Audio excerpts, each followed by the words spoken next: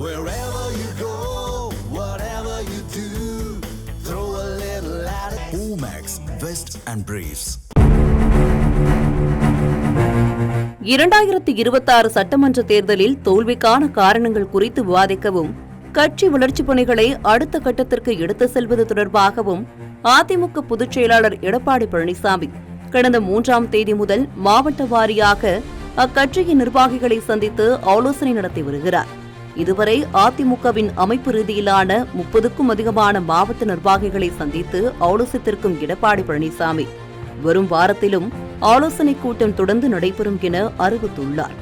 இந்த நிலையில் ஆலோசனைக் கூட்டத்திற்கு வரும் நிர்வாகிகளிடம் அந்தந்த மாவட்டங்களில் எடப்பாடி பழனிசாமிக்கு ஆதரவாக உள்ள செயற்குழு மற்றும் பொதுக்குழு நிர்வாகிகளின் எண்ணிக்கையை கணக்கெடுக்குமாறு எடப்பாடி பழனிசாமி அறிவுறுத்தியிருப்பதாக தகவல் வெளியாகியுள்ளது.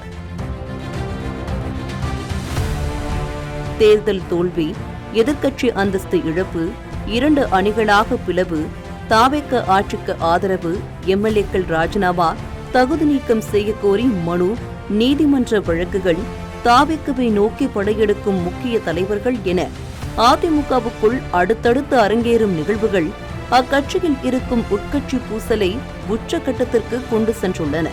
தாவேகவுக்கு ஆதரவான நிலைப்பாட்டை எடுத்த 20க்கும் அதிகமான மாவட்ட செயலாளர்களின் பதவியை பறித்த எடப்பாடி பழனிசாமி அவர்கள் மன்னிப்பு கடிதம் கொடுத்த பின்பும் அந்த பதவியை வழங்காமல் மறுத்து வருவதும் அவர்கள் மத்தியில் கடும் அதிருப்தியை ஏற்படுத்தியுள்ளது.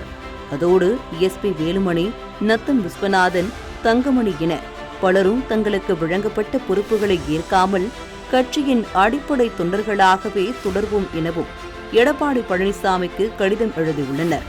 இந்த நிலையில்தான் மாவட்ட நிர்வாகிகள் ஆலோசனைக் கூட்டத்தில் தனக்கு ஆதரவாக இருக்கும் செயற்குழு மற்றும் பொதுக்குழு நிர்வாகிகளின் எண்ணிக்கையை எடப்பாடி பழனிசாமி கணக்கெடுக்க தொடங்கியிருப்பதாக கூறப்படுகிறது. ஒவ்வொரு அரசியல் கட்சியும் ஆண்டுக்கு 2 முறை செயற்குழுவும் 1 முறை பொதுக்குழுவும் கூட்டப்பட வேண்டும் என்பது தேர்தல் ஆணையத்தின் சட்ட விதிகளாக அமைந்துள்ளது.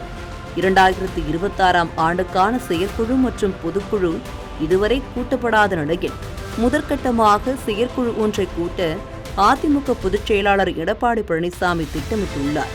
அதில் தனக்கு எதிராக எந்தவித எதிர்ப்பும் வந்துவிடக் கூடாது என்பதற்காக மாவட்ட நிர்வாகிகள் ஆலோசனைக் கூட்டத்தில் தனக்கு ஆதரவானவர்களை கணக்கெடுக்க எடப்பாடி பழனிசாமி தொடங்கியுள்ளார். கட்சி வளர்ச்சிப் பணிகள் குறித்து ஆலோசிக்கும் எடப்பாடி பழனிசாமி தோல்வியால் துவண்டிருக்கும் நிர்வாகிகள் மற்றும் தொண்டர்களுக்கு உள்ளாட்சித் தேர்தலில் வாய்ப்பு வழங்குகிறேன் என கூறி உற்சாகப்படுத்திக் கொண்டிருக்கிறார். விரைவில் கூடவிருக்கும் அதிமுக செயற்குழுவில் தனக்கு எதிராக எந்தவித எதிர்ப்பு குரலும் எழுந்துவிடக் கூடாது என்பதில் எடப்பாடி பழனிசாமி உறுதியாக இருக்கிறார்.